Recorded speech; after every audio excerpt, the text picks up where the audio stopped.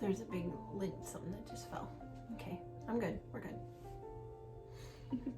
Hey, welcome to Devotions today. Glad you have joined me.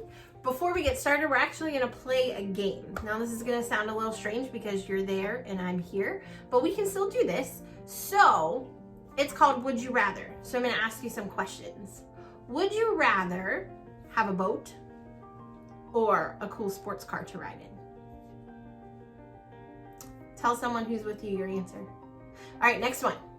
Would you rather have a triple scoop ice cream or a Blizzard from Dairy Queen? Depends. Was that triple scoop ice cream from Handles? It's a hard one. All right, next one. Would you rather have a mansion, which is a really, really big house, or would you like to go on lots of vacations? Here's a hint. The mansion has way more rooms that need cleaned. Go on vacation, somebody else cleans it for you. I'd pick the vacation. Anyway, that's gonna sound kind of silly, and you're probably wondering what that game has to do with devotionals, right?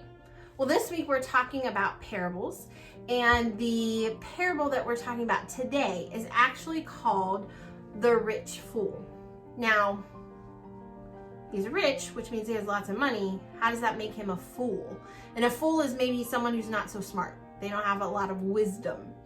Well, this story, this parable comes from Luke chapter 12, verse 13 through 21.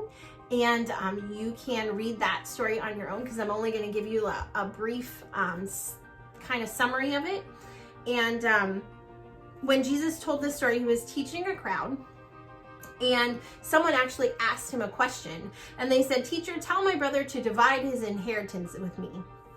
An inheritance is money that you've gotten from your parents or your family members that they've passed on to you. And Jesus replied, "Man, who made me a judge or a problem solver between you?" And he said, "Watch out, be on your guard against all kinds of greed." Now, greed is when we want this and we want that, we want everything, and we want more and more and more and more of it.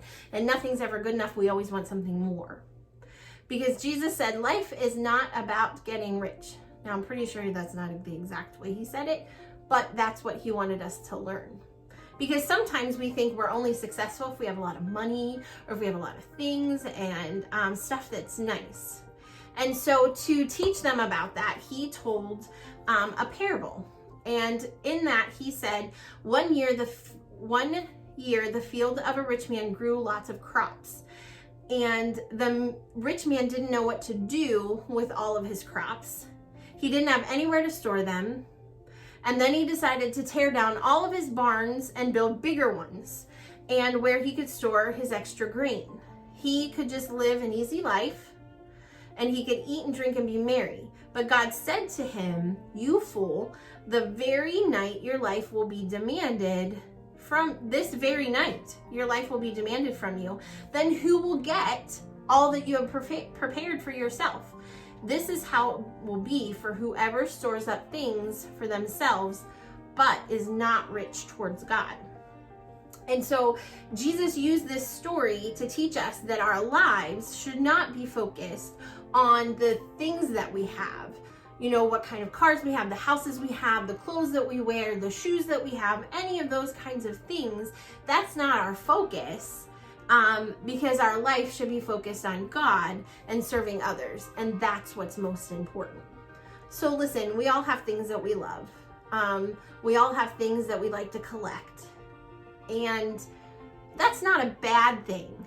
But when it becomes more important than God, then we become like the rich fool who stored all of his things up to have for him and for him only, but didn't keep his focus on God. So what will you do? Will you keep your focus on God,